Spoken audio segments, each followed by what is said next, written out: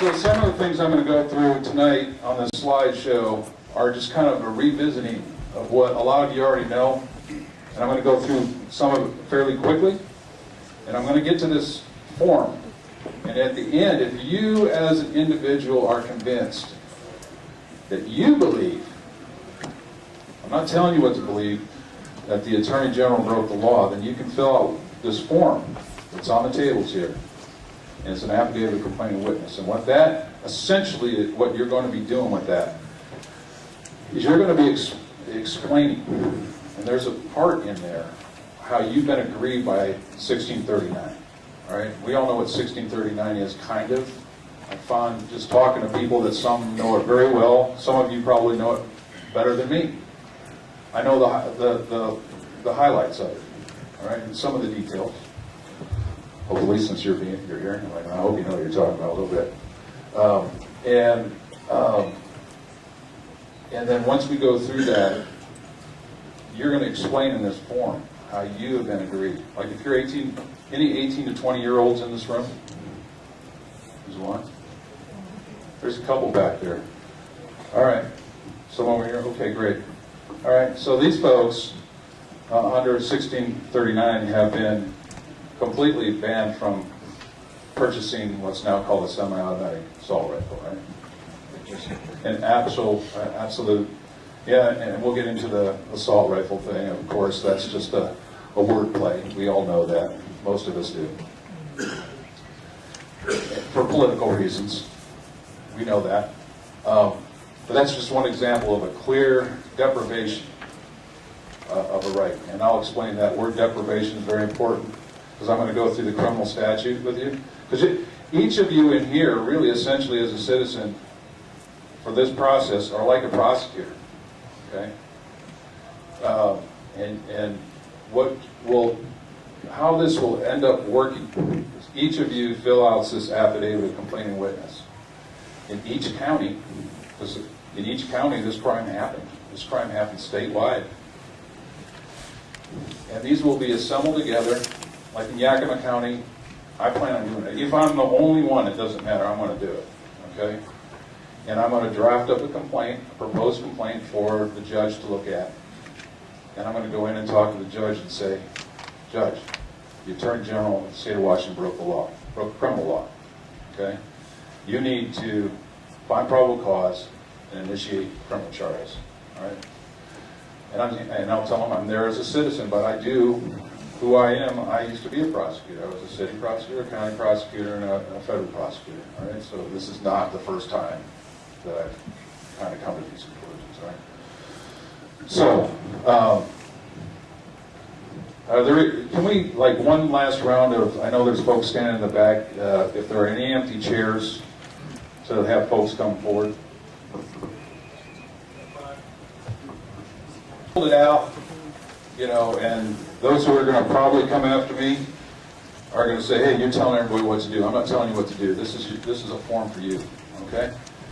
And there are blanks on it to fill out.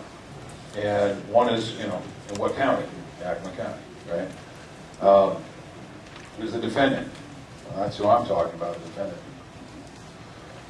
Bob Ferguson, as a person. He has an office in Olympia. You can find it online. I'm sure that the address will be at the notary table if people want to write it in. Witnesses, your family members, your friends, people who know how you've been aggrieved. 1639, if you're 18 to 20 years old, can't buy a semi-automatic assault rifle, right? When this law kicks in. And the thing about it, and I'm kind of going to get ahead a little bit because you say, well, some things haven't happened yet, it hasn't gone into effect. The law that was broken is not about it going into effect. It's about the intent. All right, so I'm going to show you that the Attorney General intended to deprive citizens of their rights. So it's just the intent that's necessary to commit the crime. While committing unauthorized acts under the color of law. Under the color of law means while he was acting as Attorney General, or by intentionally refraining from doing a duty that he was supposed to do. such as abiding by his oath, defend the Constitution, that sort of thing. We're going to go through that, all right? So, when you're writing in there how you've been aggrieved, if you're a gun owner, for instance, and now the law says, or it's going to, the law does say it's in effect now. It's a law now. It's just there are certain provisions that come into effect in July, right? You have to, for instance, store all your firearms in a safe, because if that firearm is stolen, it's unsecured, and if it's used to hurt somebody badly, like to kill them, you could be charged with a felony. Okay, that's one example. All right. And there are other things. For instance, there's gun registration now. There's a database. There's confiscation potentially. There's, like I said, the 18 to 20-year-olds. There's a waiver of confidentiality, so you have to waive all your health care stuff. These kind of things. We're going to go through those. So all those things that have happened to you personally as a result of 1639, that's what you're going to write in this form. Okay? And so, as we're going through, I suspect some folks will kind of figure out where we're going, read the form, see what's happening. If we can, have folks go over and get notarized while this is going on, that's okay. Because I think otherwise you can see if we're all adjourned at the same time, we'll never get out of here, right? So, as we're going through this stuff, kind of look at that form, and if you can figure it out, you'll be able to ask a few questions over there at the notary table, but they're not going to be able to do a lot.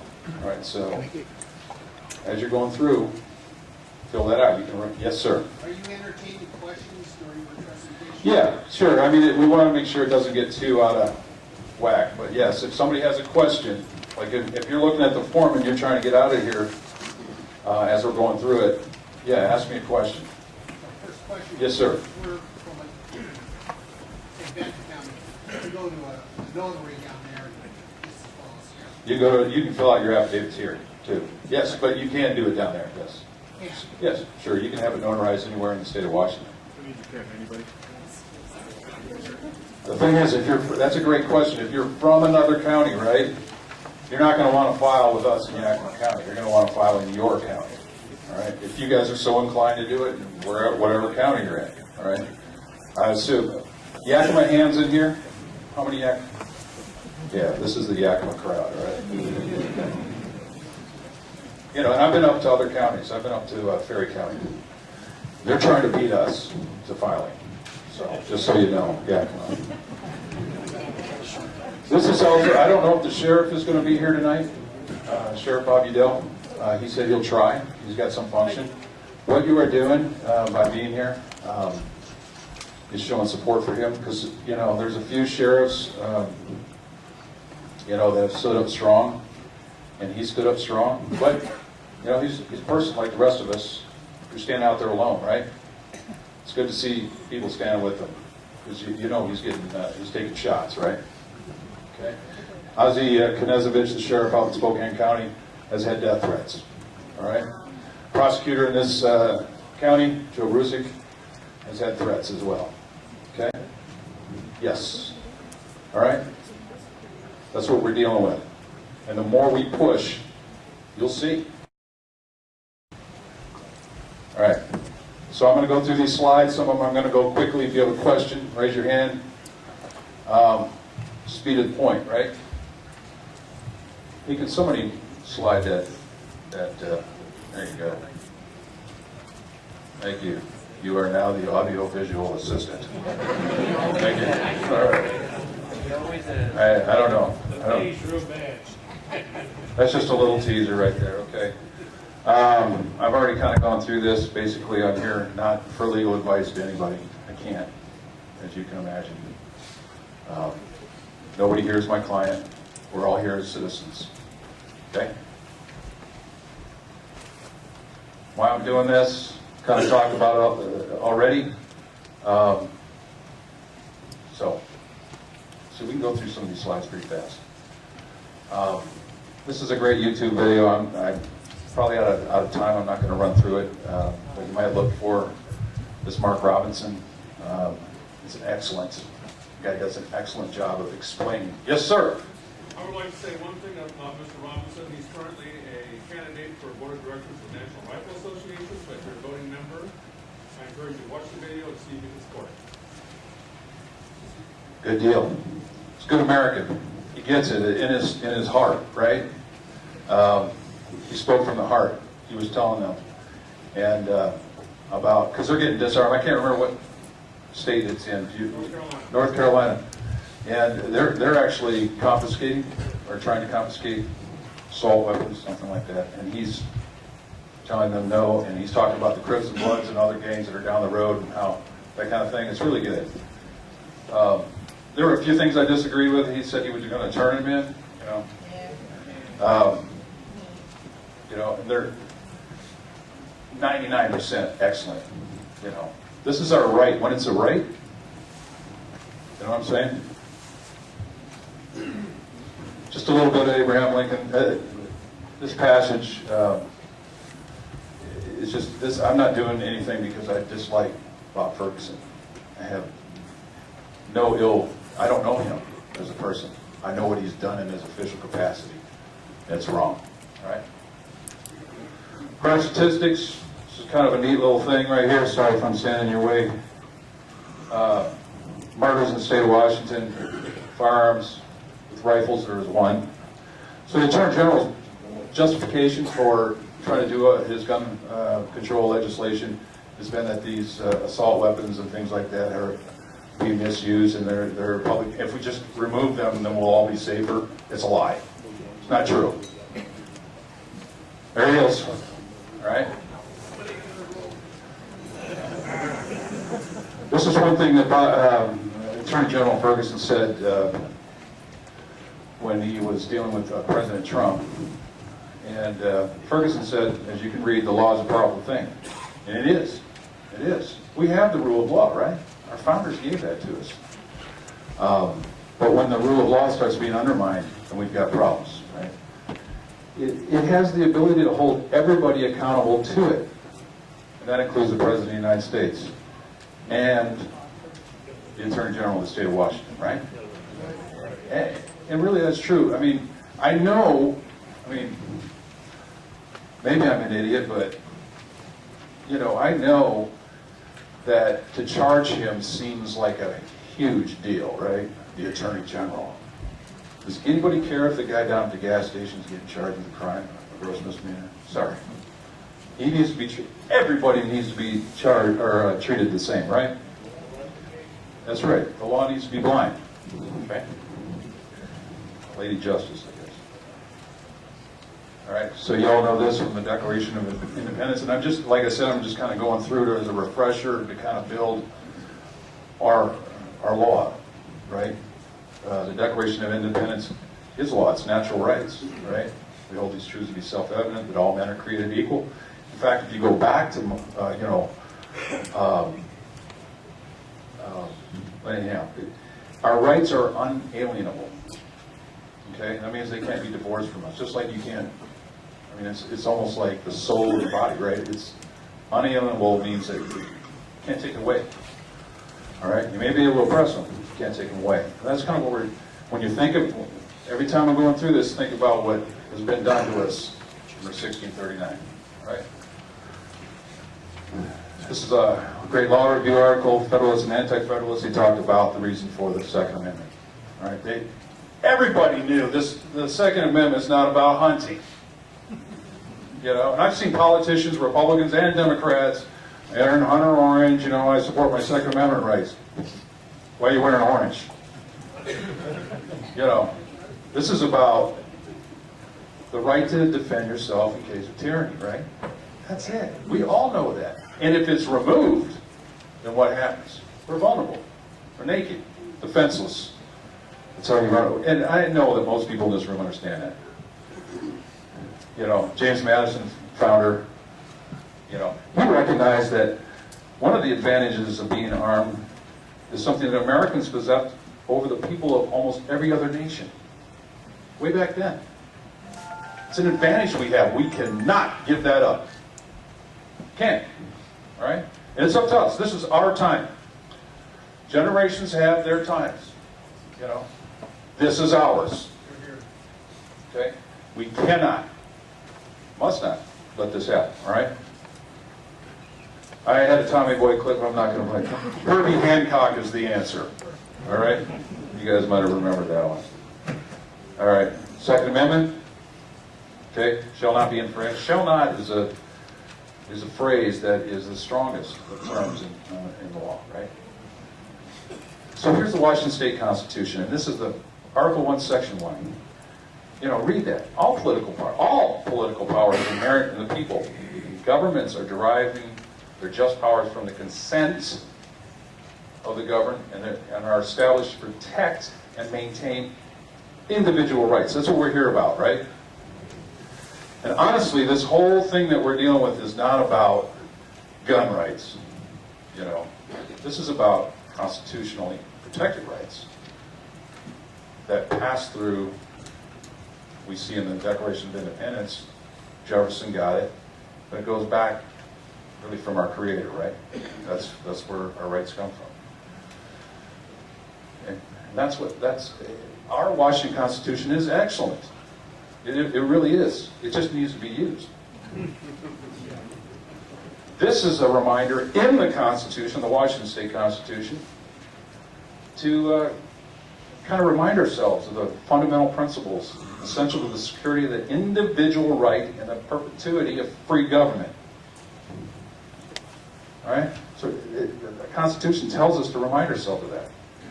Now this is wonderful. I love our Article 1, Section 24. I used to say I'm the Second Amendment guy. I'm an Article 1, Section 24 guy.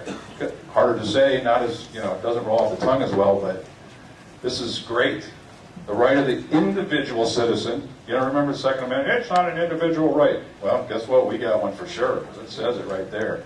To bear arms, plural, not the arms of the choosing of our Attorney General. All right? Our choice, right? In defense of himself or the state, because we're all in the militia, a lot of us are. I'm getting to where I'm aging out of that, I think, but shall not be impaired. All right? Shall not be impaired. What does impair mean? Yeah. To reduce by any appreciable degree, right? So, pretty important to understand when we always then think, what did Ferguson do? 1639, right? Did 1639 impair the rights of 18 to 20-year-olds? Of course, it did, yeah. Now that you have to keep a weapon locked up out of fear that you're going to be prosecuted, excuse me, Mr. Criminal, while you're breaking into my house, give me a second so I can go in and get my gun on my gun safe. You know, that's an impairment. You know, and really, if you boil it down, it's like we're little children, right? You can't be trusted with it. How many veterans are in this room? All right.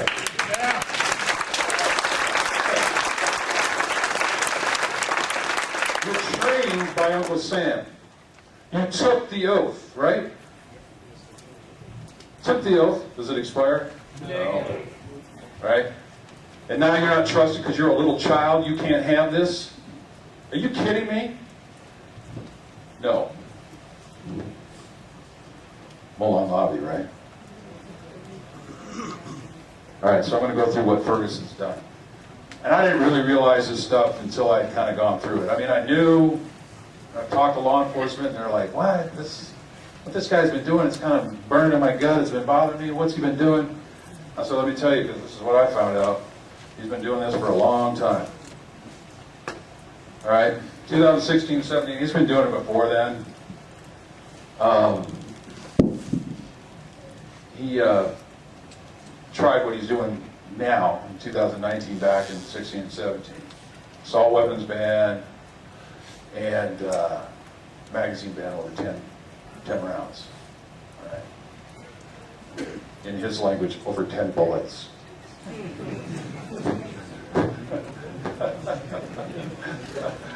You should hear him talk about weapons. You know, they can put 10 or 20 or 30 or even more bullets on their gun. It's like Stuart Smalley's talking, you know. I mean, I mean, they're so bad, they're funny. And that's what we should do, is have fun with this, right? You know, because the other side's all uptight, you know. They're the ones that threaten people and everything. Our side should have fun. These are our rights. You're not taking them.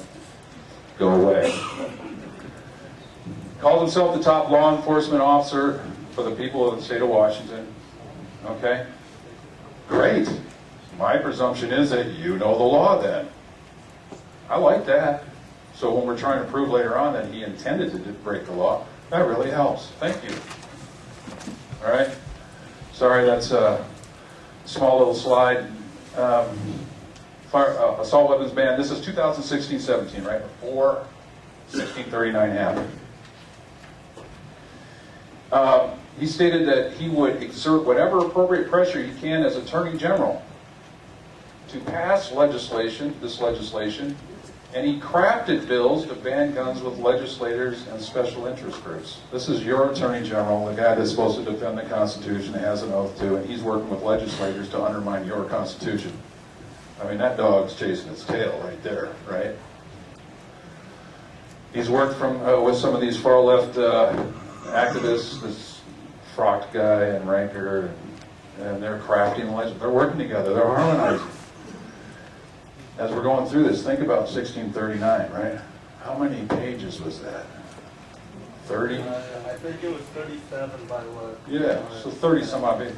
All right, so, you know, I've been working on this stuff here for a couple of months, just trying to, for them to do that, how long does it take to craft all the legislation that's going to impact every single little section in the RCW chapter 941? You know, you got to have this stuff locked and loaded before you do it, right? It takes a long time. These guys are working hard on it to take your right.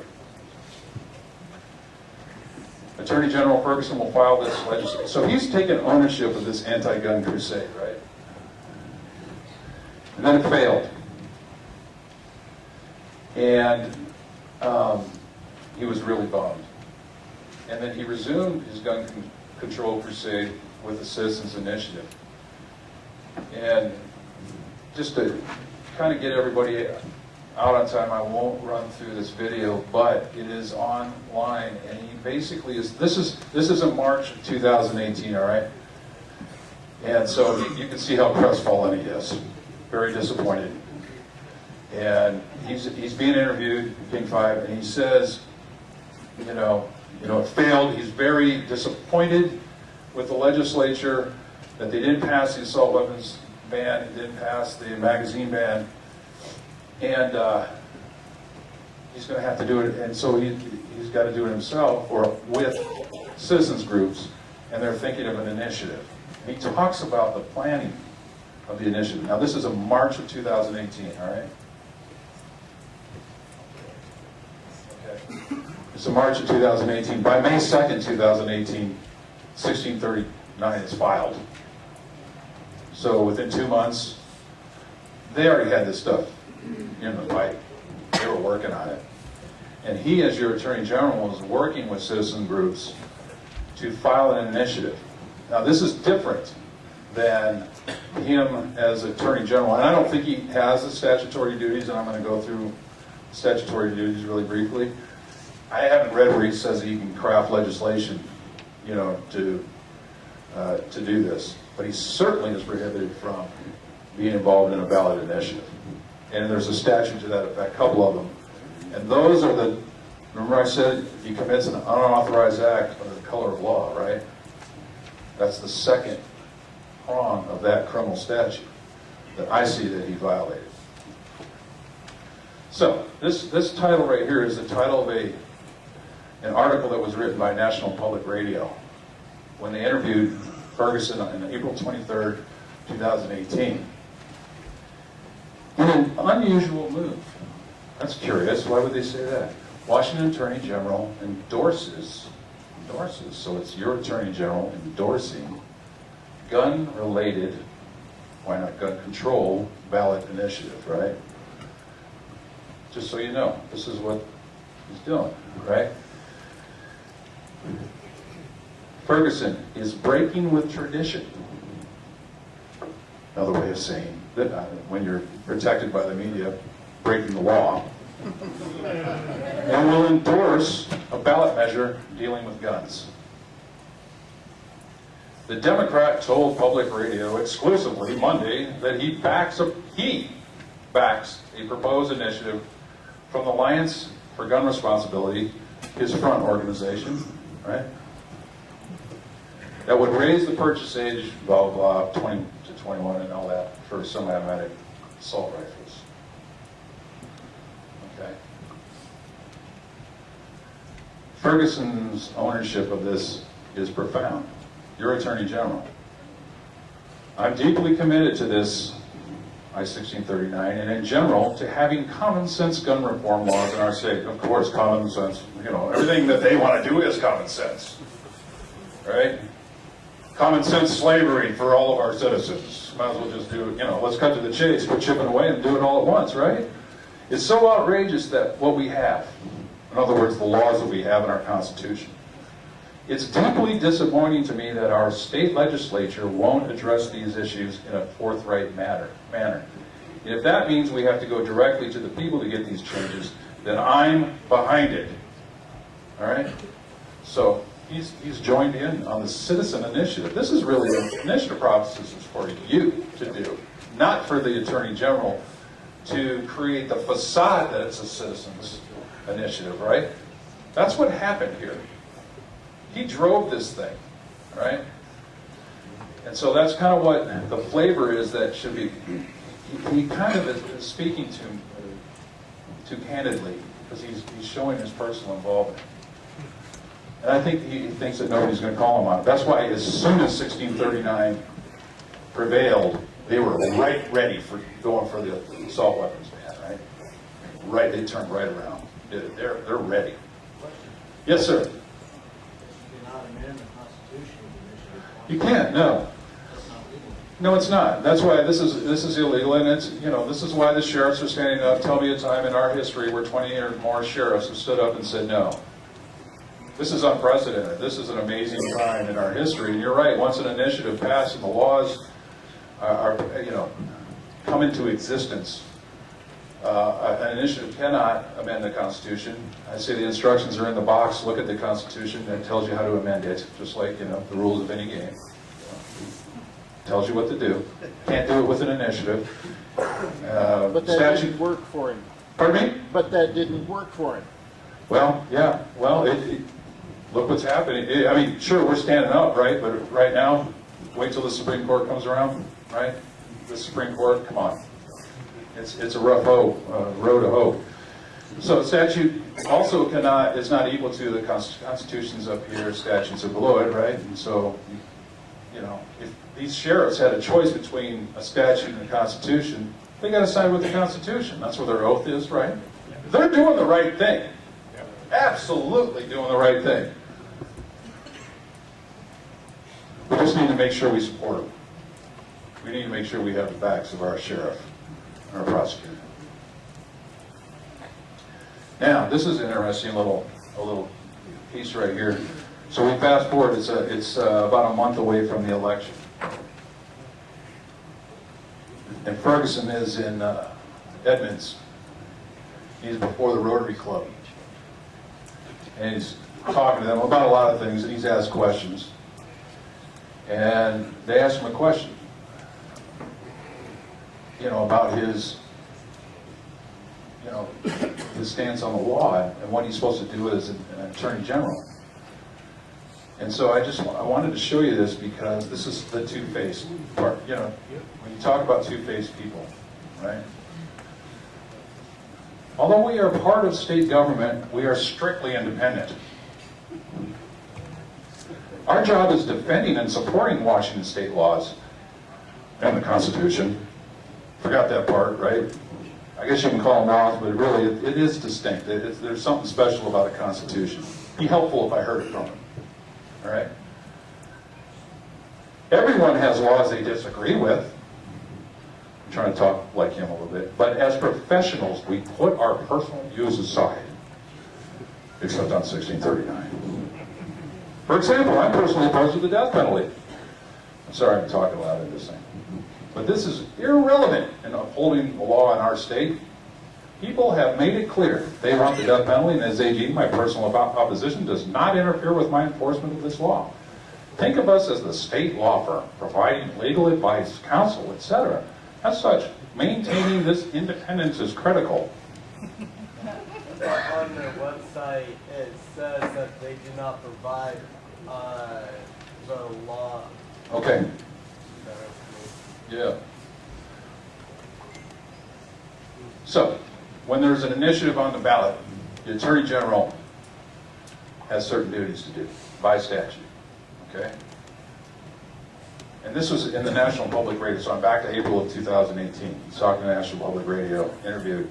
Typically, Ferguson doesn't endorse ballot measures, so we're back, just kind of as a contrast to what he just said, because his office writes the ballot title and summary language for initiatives. So, this is pretty amazing. Ferguson says he'll wall himself off from that process. So he has duties as Attorney General, right? So when there's an initiative that goes on the ballot, remember the facade of the citizens putting this initiative up? Really, it's what Ferguson's been doing. It's kind of his initiative, really. And then once it's filed and it gets a number, it's sent right to the Attorney General's office. And then the ballot summary, the ballot title, and the summary is formulated by the Attorney General's office. So he's sending himself his own law. You know, he's doing it right out in the open. It's amazing. So he says that he'll wall himself off from the process. That means he has a conflict of interest, right? And he basically would have his staff, who've been working on the stuff all along, do it for him. So the staff and him really are not, they're one and the same. They give this appearance that, you know, he's walled himself off, the conflict. You know, really his whole office should have been conflicted out and he should run an independent person to do it.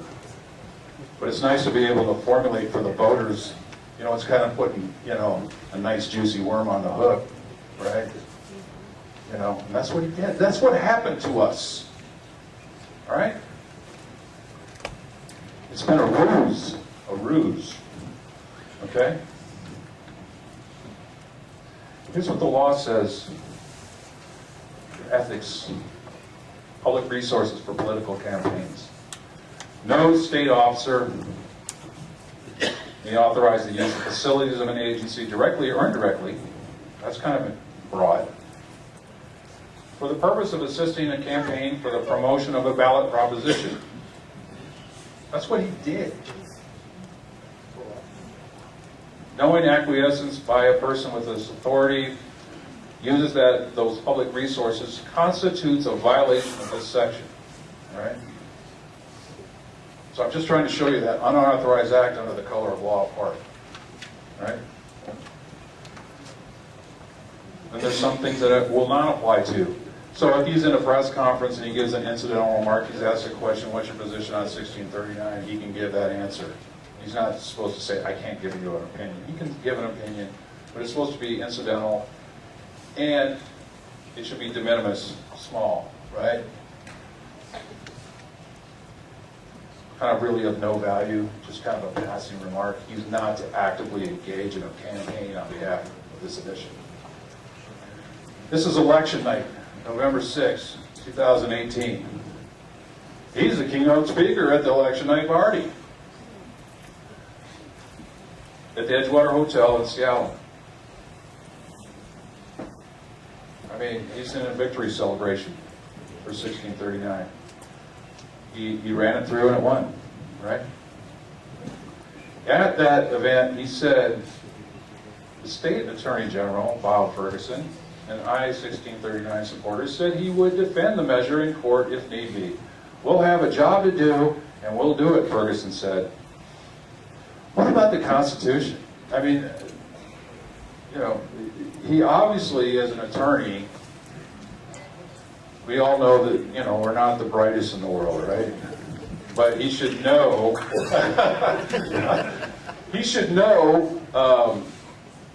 you know, what the Constitution says, Article 1, Section 24 writes. And when he writes a law that is potentially in conflict with it, maybe you want to step back and not participate in this process. You know, maybe work on something a little bit different, but Here he is with the at the election night party, beaming, happy, and he's with the citizen sponsor of Initiative 1639, Mr. Kramer on the left, and Grandmothers Against Gun Violence, President on the right. This guy is invested in 1639. Okay? We've already seen that. Here's what 1639 does. Go through it real. Talked about the 18 to 20-year-olds semi-automatic assault rifles. Can't purchase them. If you already have one, there are limited circumstances where an 18 to 20-year-old may possess one, so it's not a complete ban. Just want to be fair. I mean, our side, we're not just, trying to sell everything on, but you can't buy one if you're 18 to 20. You're prevented from doing that. All right, semi-automatic assault rifle is defined now. They've redefined everything, including this. That's a semi-automatic assault rifle now. Ruger 1022. I got one for my son. I was like, son, hey, you've got a semi-automatic assault rifle now. Wow, thanks, Dad. That's a 55-year-old weapon, something like that. It's like 1964. I think that's when you see the math is going on. That's how long this has been around. Even longer. Back to the early 1900s. Yeah, well, online has said that, but yeah, it's been around for a long time. ATF, they don't even use the word assault weapon. Why? Because in their white paper they said it's a politically contrived term with no real meaning. Amen. It's true. More accurately, it's a self-loading action or semi-automatic weapon. That's what it is.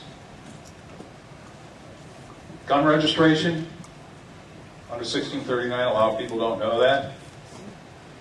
Any dealers, gun dealers in here? Yeah, people who have to fill out the paperwork. I mean, you're probably just run over with this thing. It's like, yeah, gun registration's been on a long time, but this spells it out specifically, and it's constant surveillance. The Department of Licensing shall, in conjunction with the Washington State Patrol, I know patrolmen, really good people, who are upset with this. They're being used as pawns, political pawns.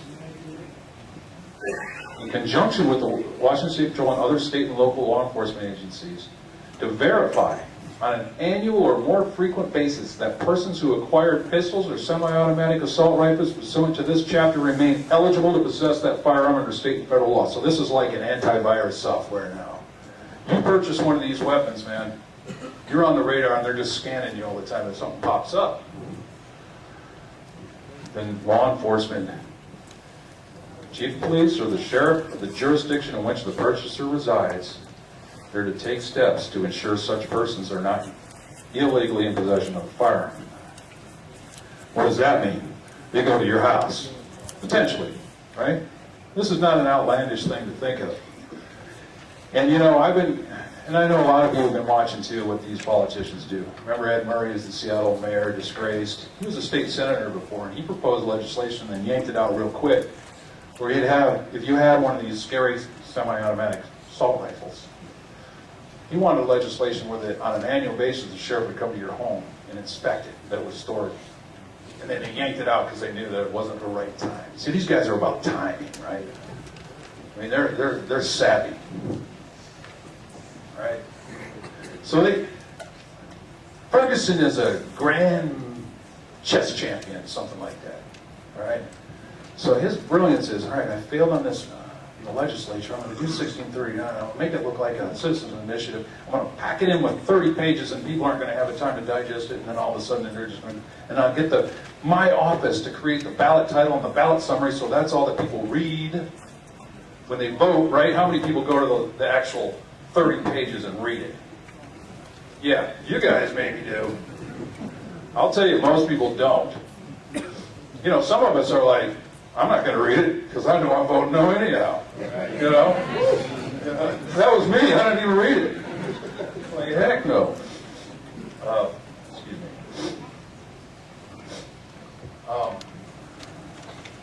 So, you know, you can see that this is a real charade. You guys know about, you got to buy one, to buy some, I don't know, assault rifle, you need a firearm safety program. So, you know, that's going to add cost to your weapon purchase, obviously. And then there's a fee. You guys know about that. We talked about unsafe storage, the warning. You can be prosecuted if you don't, you know, store your weapon properly. Privacy rights. By purchasing a pistol or a semi-automatic assault rifle, you basically waive all your confidential information. You know, by the time I get to this point, I'm like, I'm a subject. I am not a free citizen, according to this, unless I refuse, which I kind of want to refuse. Well, I am. All right. This is somewhat old. I think there's more counties, but basically you got 20 counties.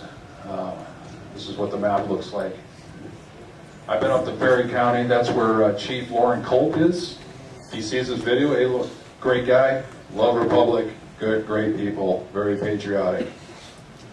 What we're going to show you here in Yakima County, because we're going to do it. They're kind of in a race with us, so I'm teasing them a little bit. 2019, Ferguson wins. This is his legislation. If you notice, the reason I put this up here is that look at the, you know, the boldness with his legislation, with his letterhead, you know, his logo, symbol, or whatever the heck it is from his office, all the sponsors, all the nasty things about an assault weapon, because he's going to realize his dream right now. It's in the legislature.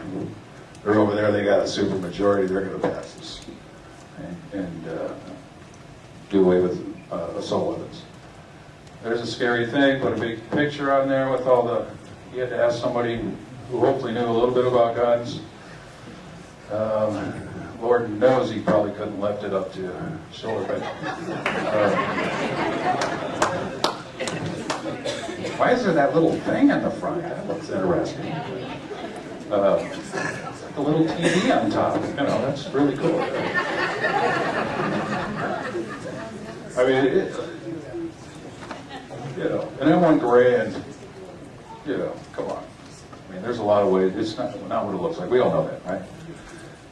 Again, the magazine stuff, he's trying to sell it. This is salesmanship. He's a really good salesman. That's what he's doing. And he's striking while all of us are down. We're all defeated. We all think that we have no power. He's just hitting us, man. They're just running us. Well, he's got help. Oh yeah, he has help. Yeah.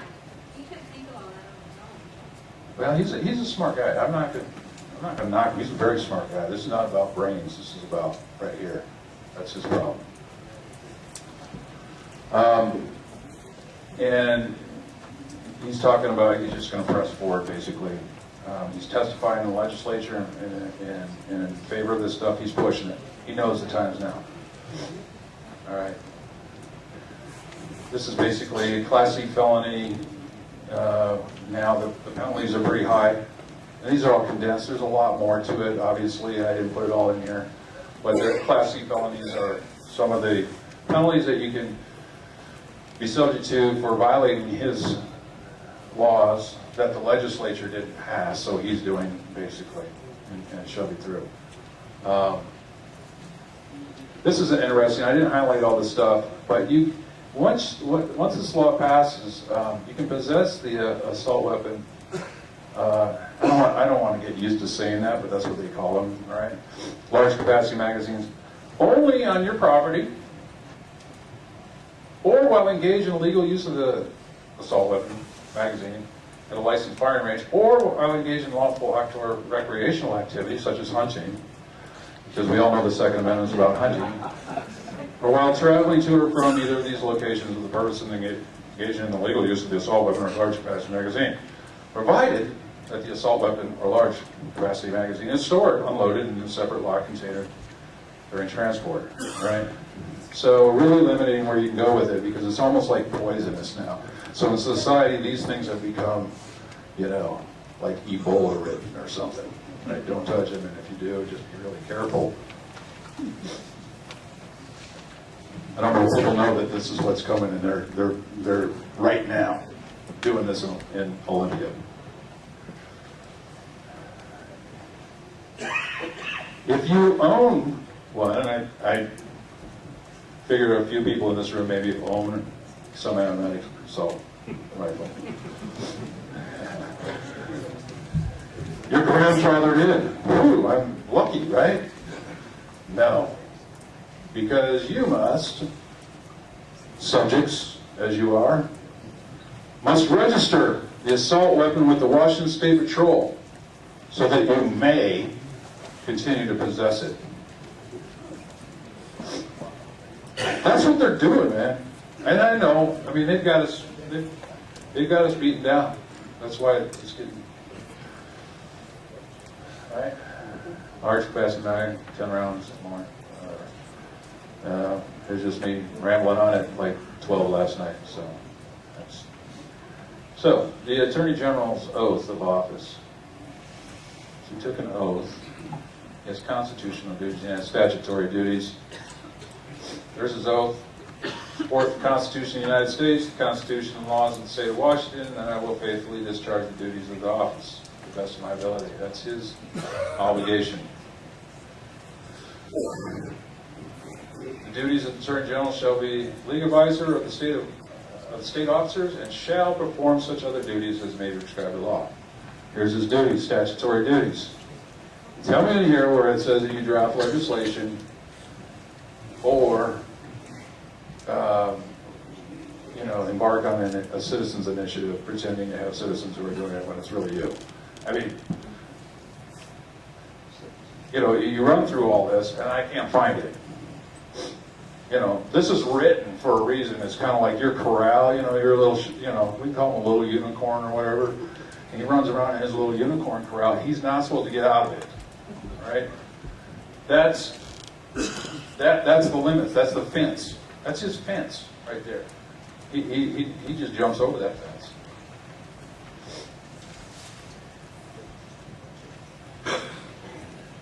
This is just kind of shows what the initial process is. They receive, once there's a number given into it, it goes to the Attorney General. He receives it, puts the ballot title in the summary, not to exceed 75 words. Statutory duty, right?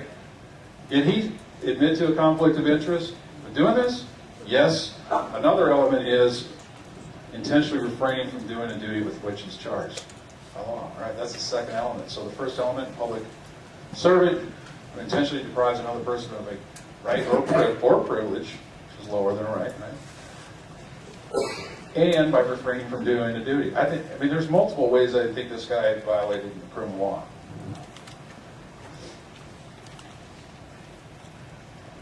Yeah, I've already gone through that. This is another statute. Sorry, I'm blocking you guys. No state officer or state employee may have an interest, financial or otherwise, direct or indirect, or engage in a business transaction or professional activity, or incur an obligation of any nature that is in conflict with the proper discharge of the state officer's or state employee's official duties. Well, if it's not his duties to do it, then how? There's another one. Conflict of interest, we talked about that. We've already talked about these. Private practice of law. So once and this is one that I think is really interesting because he recused himself from the duties of Attorney General, right? He says, I can't do that, I have a conflict of interest. But he still kept going on the initiative. So what if he's not Attorney General that we pay him for, then he becomes a private attorney, right? Well, he's specifically prohibited from practicing private practice of law. All right, shall not act for remuneration. What is remuneration? Yes, it can be money, but it can be other things, getting paid or benefit. Is he going to run for governor? Does he run for office? Does he get political capital? Yes, he does. He violated this statute too. There's another one. And I think there's more that I haven't found. I mean, there's a lot of laws out there. Separation of powers. This guy he has blended together He's in the executive branch, right? 3 branches of government: executive, legislative, and judicial.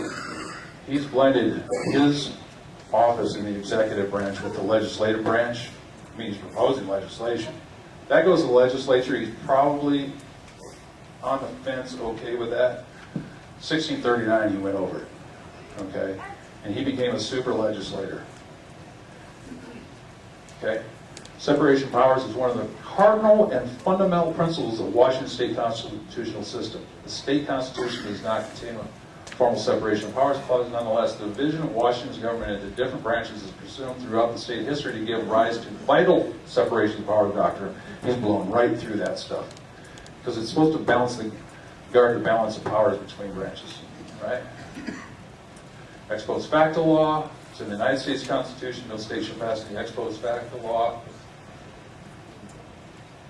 And those laws create felons out of people who are legally possessing. Those are ex post facto laws. Kind of going through that.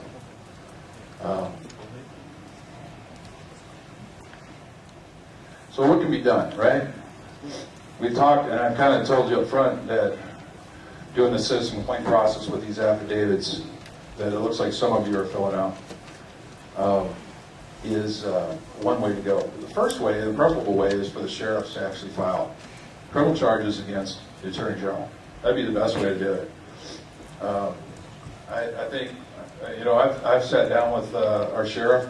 I'm not going to talk about my conversation with him because I haven't asked if I can. But you can too, after we've gone through this, and you can say, hey, I think if you're so inclined, I won't tell you what to do, but if you're so inclined, you think after you've seen this, do your own research, that Ferguson broke the law, you can talk to your sheriff and say, hey, file charges, right?